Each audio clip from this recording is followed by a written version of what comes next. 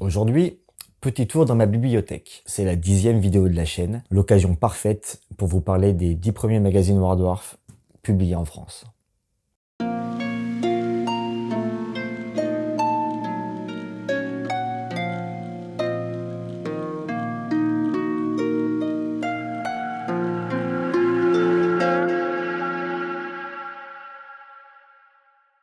Bonjour tout le monde, bienvenue dans ma faille temporelle. Dans cet épisode, je vais compulser en votre compagnie les pages des 10 premiers magazines dédiés aux figurines Games Workshop et traduits dans la langue de Dorothée. L'occasion également de parler de quelques artistes, de quelques goodies, et on fera même un petit peu de bricolage à la fin. Commençons sans plus tarder avec le numéro 10.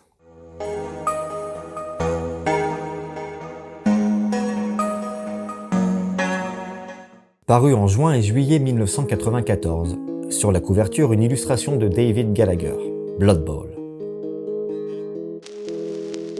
D'origine écossaise, un diplôme du Dundee College of Art en poche et des études approfondies de peinture anatomique et d'histoire naturelle, David, surnommé Dave, commença à travailler pour Games Workshop à la fin des années 90.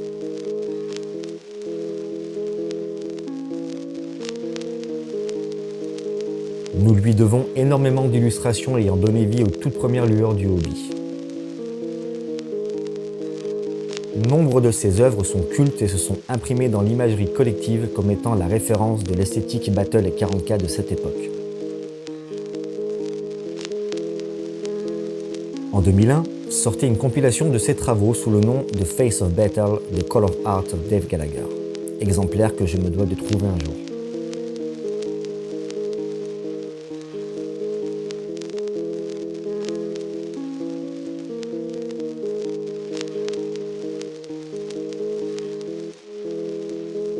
La 4e de couverture nous relatait une escarmouche entre Eldar et Blood Angels. Quel bonheur pour les yeux d'admirer ces vieux pitous évoluant parmi ces végétaux faits de briques et de broc, sur ce flocage iconique devant ce fond peint à la main. Dans ce magazine, une carte du monde de Warhammer, illustrée par Simon Smith, était offerte. Cette carte-là.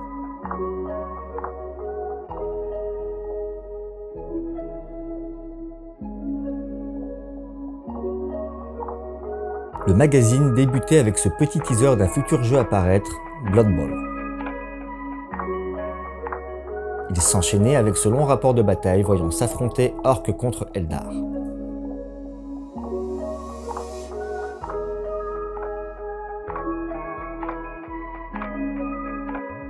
Page suivante, hommage à l'empereur, avec ses Psykers et Ogwyns mis en couleur par la team Heavy Metal. Plus loin, Dieter Elsnitch, grand imprécateur de Middenheim. Juste derrière, cette double page consacrée aux morts vivants. Mention spéciale pour les bannières en Freehand. Changement de jeu et d'échelle pour Manowar, et cet article étoffant les règles des monstres marins. Le tuto de ce magazine nous expliquait comment réaliser de petites îles et des bancs de sable pour Manowar justement.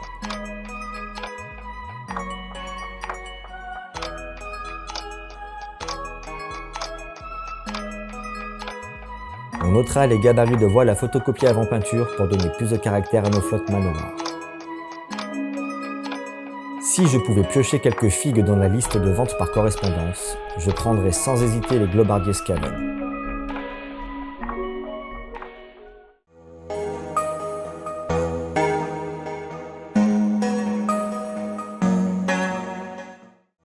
Publié en avril et mai 1994, la couverture, illustrée par Geoff Taylor, décrit une attaque Eldar. Cet artiste britannique étudia l'illustration au Chesterfield College of Art. Il rejoignit l'équipe Games Workshop en 1991. Nous lui devons également, comme pour Gallagher, parmi les illustrations les plus connues de cette époque. Pour des couvertures de War Dwarf ou des boîtes de jeux, son style est très reconnaissable.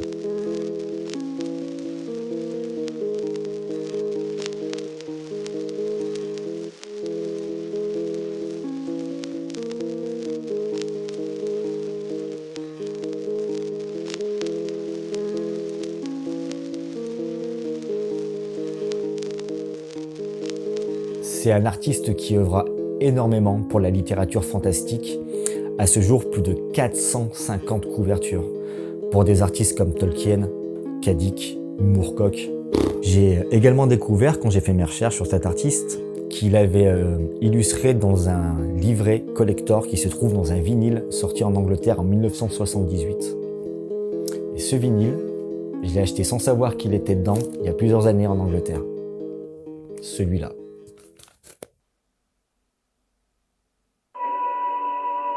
C'est une orchestration de la musique du film War of the Worlds par Jeff Wales.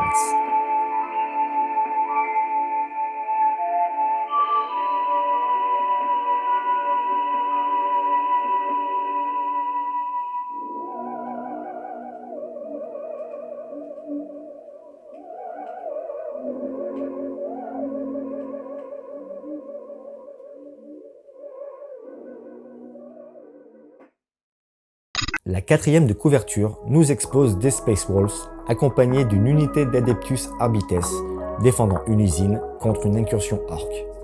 Commençons ce feuilletage avec l'heavy metal et ses quelques marines du chaos. Quelques pages plus tard, des règles sur le chapitre Adeptus Arbites, les Arbitrators. Plus loin, des povertes et des bandelets. Mention spéciale pour cette superbe armée mort-vivante.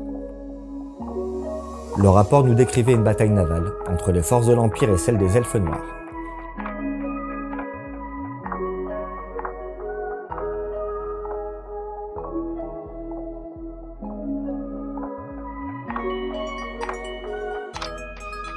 Focus sur cette bataille épique, Host Eldar contre Horde Orc. Cette double page débutait une section sur la peinture des Eldar et les schémas de couleurs des principaux vaisseaux mondes. Si je pouvais commander par VPC sur ce magazine, je choisirais les Arbitrators impériaux, sculptés par Jess Goodwin, de nos jours assez difficiles à trouver.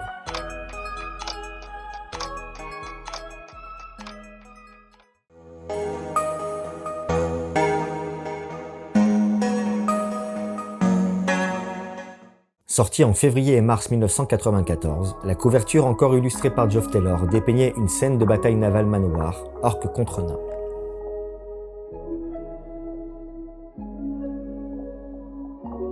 Au dos du magazine, nous pouvions admirer un impressionnant déploiement de Space Marine, composé d'Ultramarines, de Blood Angels, de Space Wolves et de Dark Angels. Cette parution débutait avec un article très étoffé pour le jeu Manowar.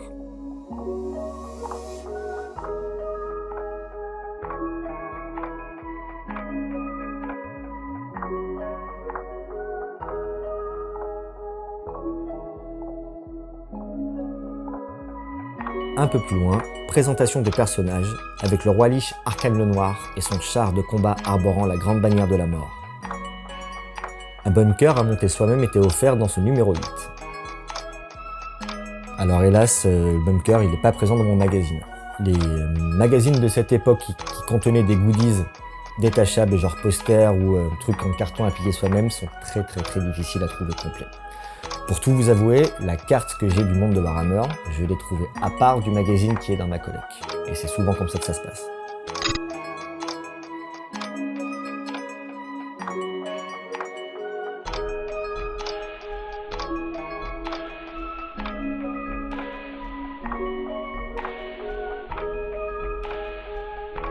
La double page centrale nous permettait d'admirer le talent de l'heavy metal sur quelques Gretchins et orques du clan Goth.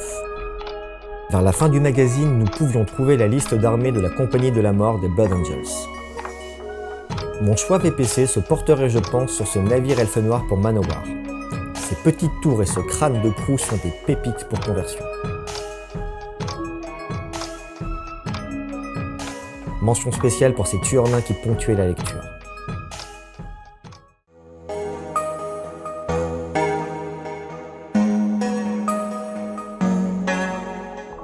Paru pour décembre 1993 et janvier 1994, la couverture représentant des Blood Angels est à nouveau illustrée cette fois-ci par Dave Gallagher. Au dos du magazine, une horde de pillards orques se trouve confrontée aux Blood Angels.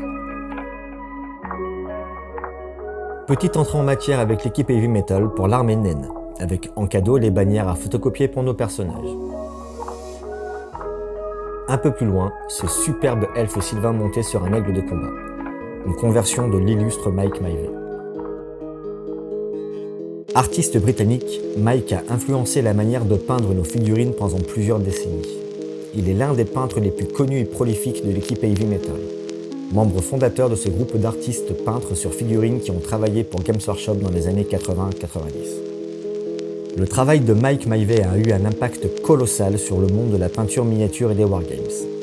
Il est aussi celui qui a peut-être le plus peint de figurines se trouvant dans les Wardwrith et les codex de cette époque.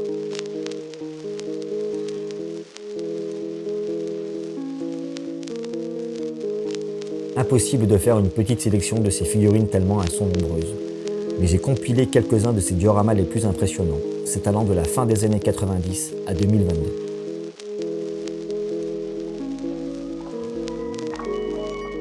Le rapport de bataille de cette parution opposait les Blood Angels contre les orques.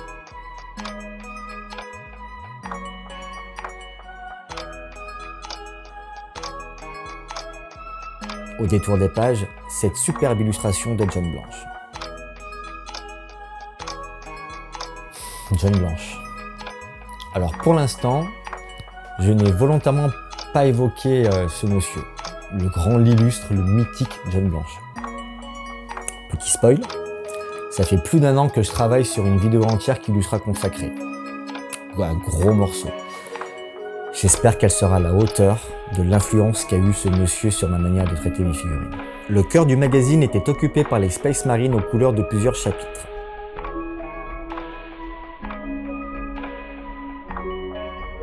Rubrique modélisme, les pages suivantes, consacrées à la création de bâtiments pour nos tables de jeu. Mon choix VPC se dirige cette fois vers une figurine sculptée par Kev Adams, le seigneur orc, Ghazghulk Traka.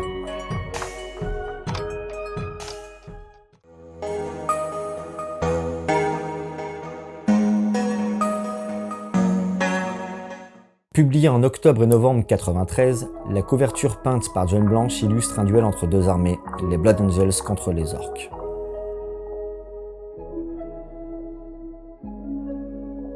Au dos du magazine, une mise en scène avec les mêmes armées que sur la couverture. Pour bien commencer la lecture, une autre illustration de John Blanche. Petit focus pour continuer avec cette double page détaillant tout le contenu de la boîte de base Warhammer 40 000. Première peinture heavy metal de ce magazine, avec les chevaliers errants elfiques, et comme très souvent la bannière à photocopier. Le rapport de bataille décrivait un combat entre les hautes elfes et les nains du chaos.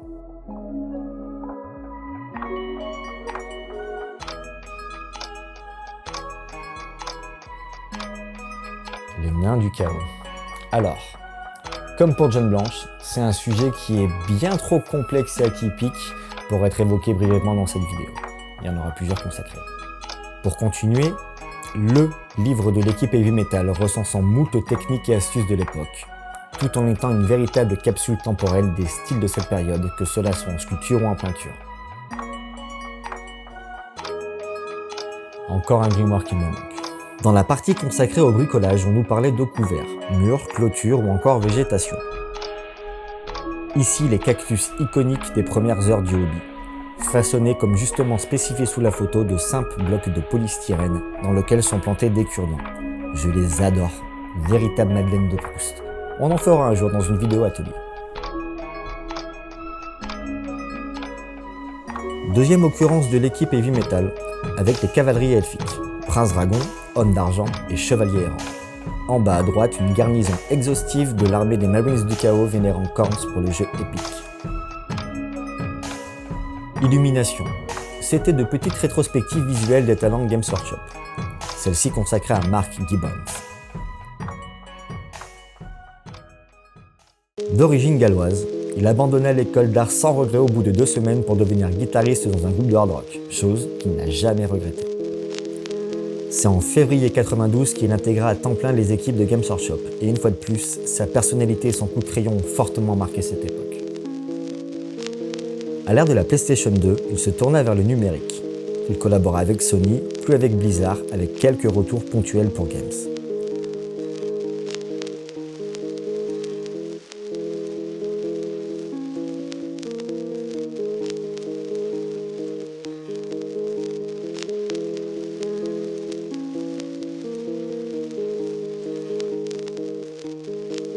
En 2020, Il fonda Rookery Publications, un studio indépendant de créateurs de jeux de rôle sur table. Par la suite, petite chronique parlant de la cloche hurlante d'Escaven.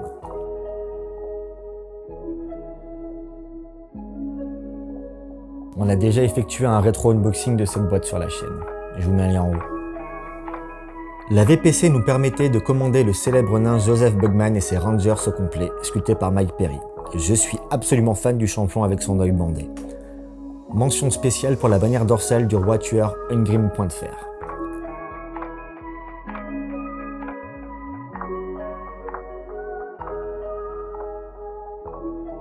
Pour les plus curieux d'entre vous, on a déjà fait sur la chaîne une rétrospective des frères Perry. Sur la première vidéo qu'on a publiée ici, un atelier sur les morts vivants. Je vous laisse faire vos recherches, vous verrez, il y a un timecode qui vous permettra de retrouver la petite séquence rapidement.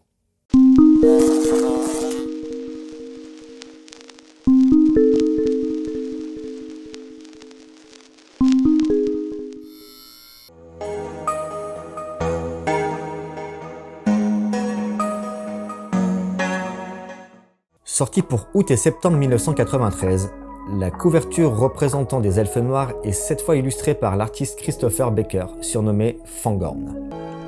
Fangorn.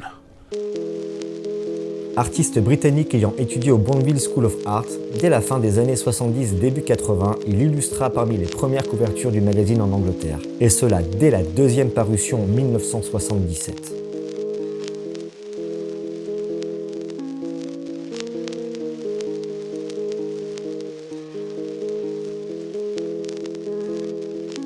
Ses œuvres servirent pour de nombreuses boîtes de jeux en plus des couvertures de War Dwarf, mais également pour des romans Warhammer. Il travailla pour le cinéma avec des réalisateurs comme Kubrick ou Burton, et pour la littérature avec comme par exemple David Gemmell. La quatrième de couverture de cette parution mettait en scène une rencontre entre l'empereur Karl Franz et la Reine des Glaces contre les Nains du Chaos. Le magazine débutait avec le rapport de la bataille de Golgotha, un affrontement épique entre les forces de l'Imperium, représenté par les squats, contre une horde de peaux vertes guidée par Ghazghul Krakra.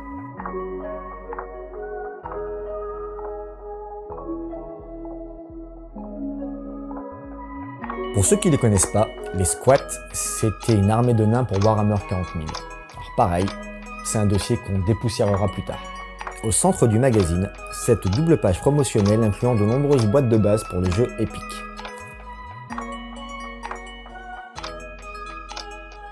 La suite était une partie rédigée par Heavy Metal, un guide de peinture pour quelques figurines de la gamme 40K. Focus sur l'armée des Nains du Chaos, avec la liste d'armées et les cartes de sort.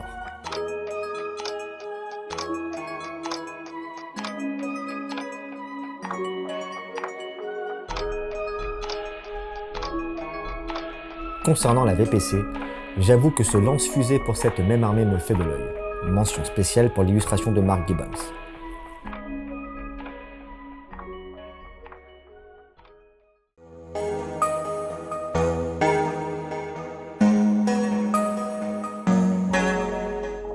Sorti en été au mois de juin et juillet 1993, nous devons l'illustration de la couverture une nouvelle fois à Geoff Taylor, avec une splendide représentation d'un seigneur de guerre de Khorne. Sur la quatrième de couverture, un combat entre une armée naine opposée à une horde de peaux vertes, orques et gobelins appuyés par des trolls de pierre ainsi qu'un géant. Un peu de figurines peintes et de conseils de peinture pour bien débuter avec ces nains du chaos, ces sorciers acolytes impériaux, des gobelins chevaucheurs de loups, cet héros haut elfe monté sur un Pégase et une unité d'ogres. Ce magazine nous offrait un jeu complet en jetons de carton à découper. Il est présent dans mon exemplaire. Je ne le détacherai pas et vous laisse un instant admirer ces quelques pages.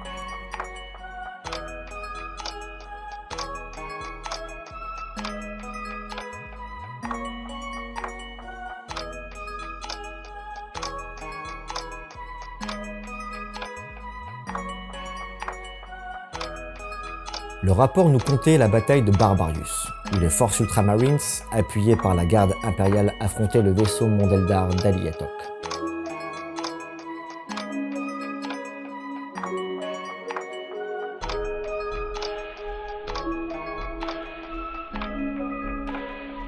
Terminons ce feuilletage comme il a débuté avec des pitoupins. Ici, Thorgrim le rancunier, roi de Karaz-Akarak, siégeant sur le trône du pouvoir des nains. Côté VPC, sans hésiter, je glane les ogres sculptés par Mike Perry.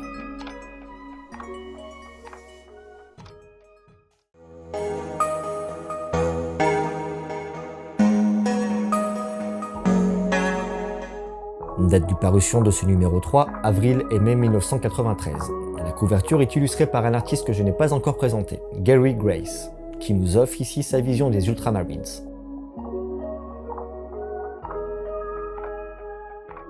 Mis à part cette couverture de War Dwarf, l'illustration de la première édition de Space Hulk ainsi que la boîte Tyrannie d'attaque, j'ai eu un mal fou à trouver des infos sur cet artiste, que cela soit sur son parcours ou son passage chez Games Workshop. Tout est flou. Je vous partage quand même quelques-uns de ses travaux externes, comme cette magnifique couverture d'un roman Dune, ou ces quelques cartes magiques. Genre même sur le Games Workshop Wiki, mis à part sa fonction d'illustrer, aucune info. Au dos du magazine, un impressionnant déploiement épique Blood Angel subissant un assaut d'une alliance des clans orques.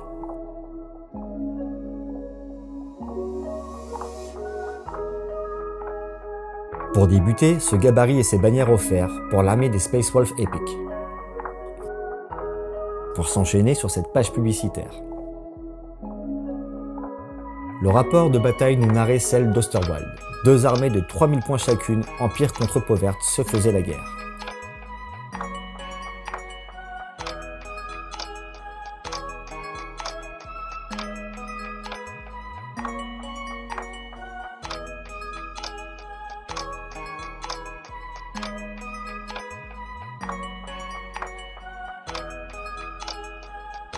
Des peintures Hautelf par Mike. Le char de Tyrannok et ses quelques fantassins, guerrier fantôme, maître des épées de Hoeth et garde Phoenix.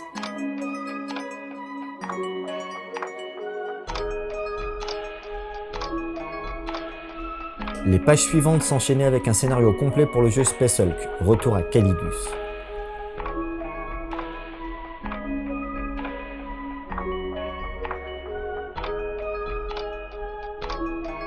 Un peu plus loin, la figurine du seigneur Hautelf Eltarion, héros de Thor Ivresse sur son griffon de combat. La page suivante, le même personnage, mais mise en couleur par Mark Gibbons. Focus sur l'Adeptus Mechanicus avec ses 2 serviteurs, figurine que j'affectionne tout particulièrement. Pour terminer, petite présentation du peintre Stuart Thomas qui rejoignait l'équipe Heavy Metal en 1992, après une participation au Golden Demon en Angleterre la même année. Au niveau de la VPC, rien ne m'attire vraiment personnellement cette fois-ci, mais je vais vous laisser le choix. Si vous pouviez choisir entre ce chaman orc sur Wyvern ou ce héros impérial sur Pégase, quel choix feriez-vous? Dites-le moi dans les commentaires.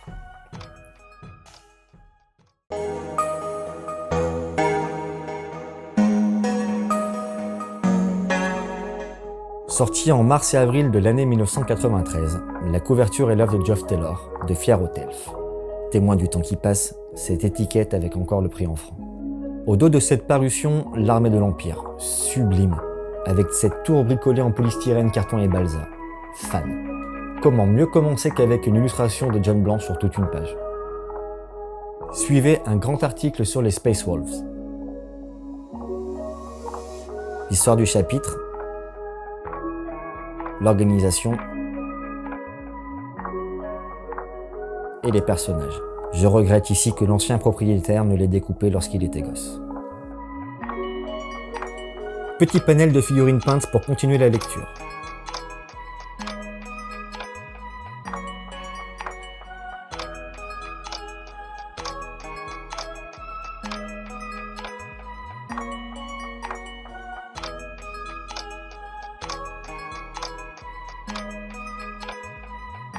Ici, la présentation de la boîte magie pour Warhammer.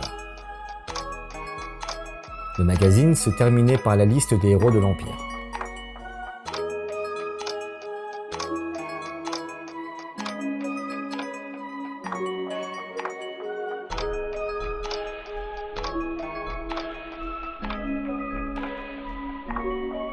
Je commanderai pour conclure un de ces trolls d'eau sculptés par Mike Perry.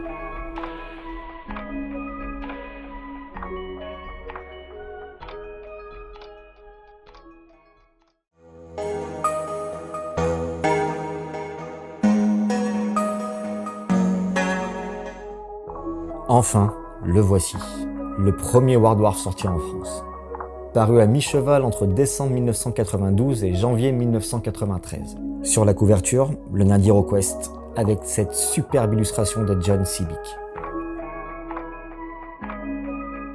Cet artiste britannique a étudié au Guildford College of Art, illustrateur professionnel depuis 1972 et pour Games Workshop depuis la fin des années 80.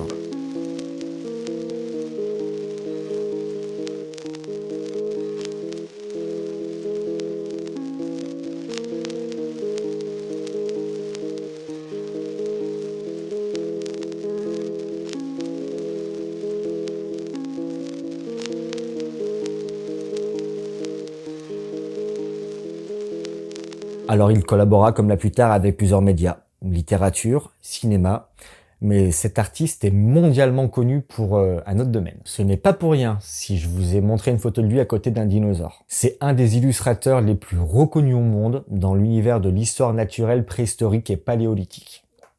Pour vous dire, il y a même un dinosaure qui porte son nom, le ptérosaure Ludodactylus sibbicki. Cette classe. La tranche du magazine est la seule n'ayant aucune inscription. Au dos de celui-ci, les forces elfes tentant de défendre un village en carton plié contre une horde d'orques et de gobelins.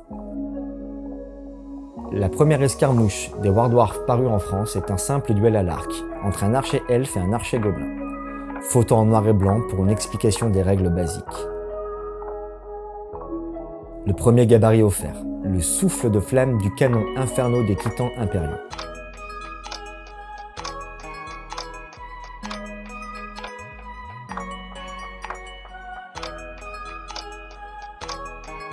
Les pages suivantes nous donnaient des conseils de peinture. Portrait de Mike à l'œuvre, matériel et technique, les premières photos en couleur de Heavy Metal.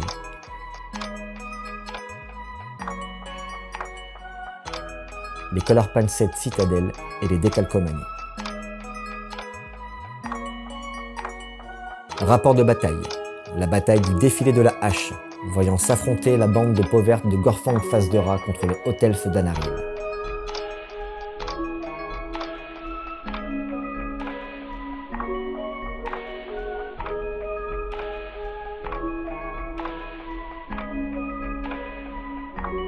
Les couleurs de l'heavy metal sur les sorciers de l'Empire et les différentes écoles de magie, les trolls de pierre ou encore les gobelins de la nuit. Le teaser de la sortie de Warhammer Magie avec cette superbe illustration. Les dernières pages nous offraient une maison en papier à plier et à monter soi-même. Je suis ravi que mon exemplaire possède encore cette merveille.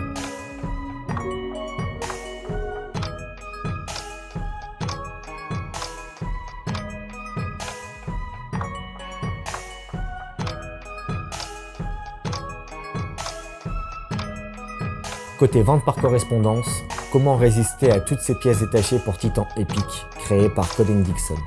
Toutes autant de merveilles à conversion. Comme je vous le disais au début de la vidéo, on va terminer avec un petit peu de bricolage. J'ai numérisé et imprimé sur un papier cartonné la maison qui se trouve à l'intérieur du premier. Hâte de voir à quoi elle ressemble.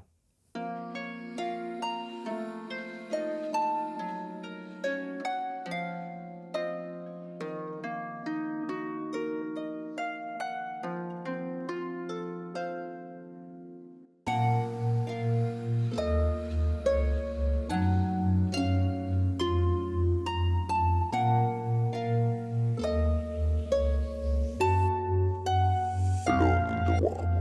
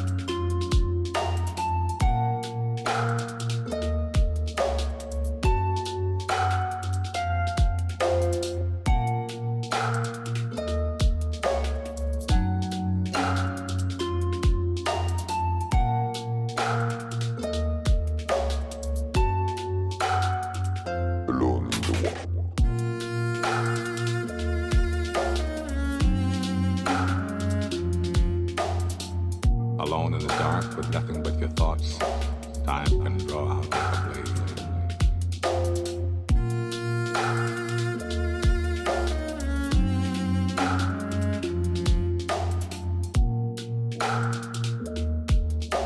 You are alone in the world.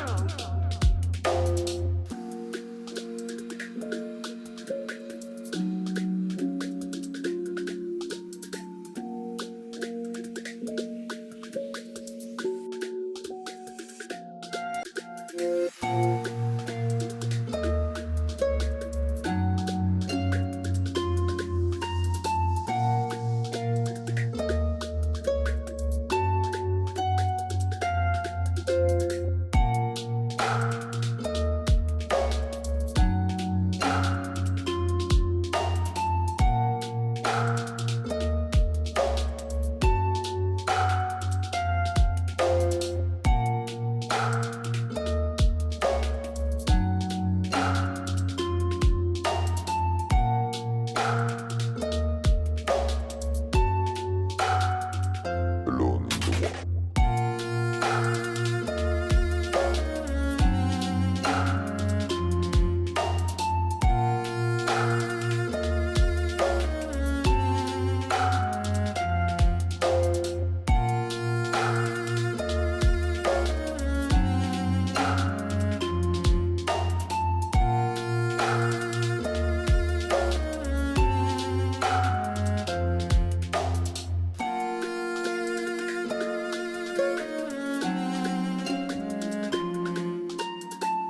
Alone in the dark with nothing but your thoughts, time can draw out like a blade.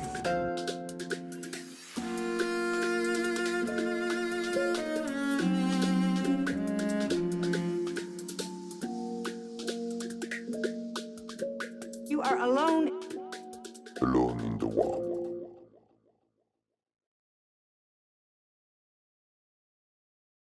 C'est ainsi que je vais conclure cet épisode. Vous trouverez en description de celui-ci le maximum de liens que j'ai pu trouver, vous renvoyant vers les travaux des artistes qu'on a mentionnés au fur et à mesure qu'on a tourné les pages. Merci à eux de m'avoir fait rêver quand j'étais gosse et ado, et je suis ravi d'avoir pu vous les faire découvrir ou redécouvrir. Alors je tiens également à vous remercier, vous. À l'heure actuelle où je tourne en fait cette vidéo, vous êtes exactement 229 à me suivre, et ça fait chaud au cœur. Merci. Pour les autres, n'hésitez pas à vous abonner pour ne plus rater mes voyages temporels. Et vous pouvez également me trouver sur les réseaux Insta et Facebook. Il ne me reste plus qu'à vous souhaiter de bonnes parties, de belles peintures, et à bientôt pour une prochaine vidéo.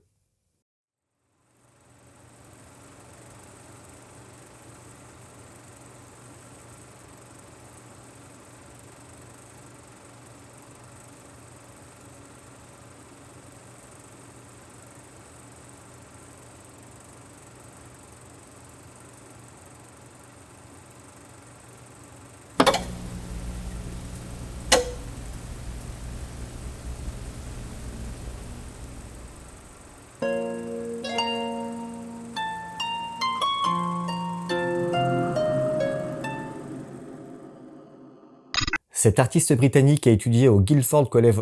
Cet artiste britannique a étudié au Guildford College.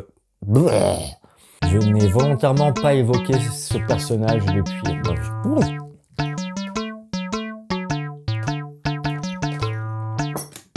Vénérant le dieu cornu, sorte de rat au sabot crap. Coïncidence ou enchaînement calculé? En vérité, les deux. Normal, non, ça va pas du tout. Se servant de son talent comme artiste, sculpteur et écrivain indépendant, il créa des figurines pour Games Workshop pendant de très nombreuses années. Je vais la refaire cette phrase. Fin milieu 90, par là, ce flocage était omniprésent sur les tables de jeu. Je vais la refaire. Je choisis le bronze de chez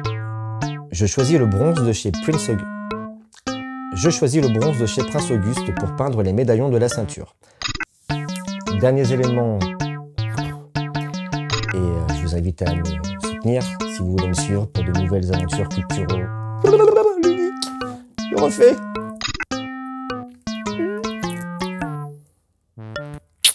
Magnifique. C'est ainsi que se conclut cette petite escu.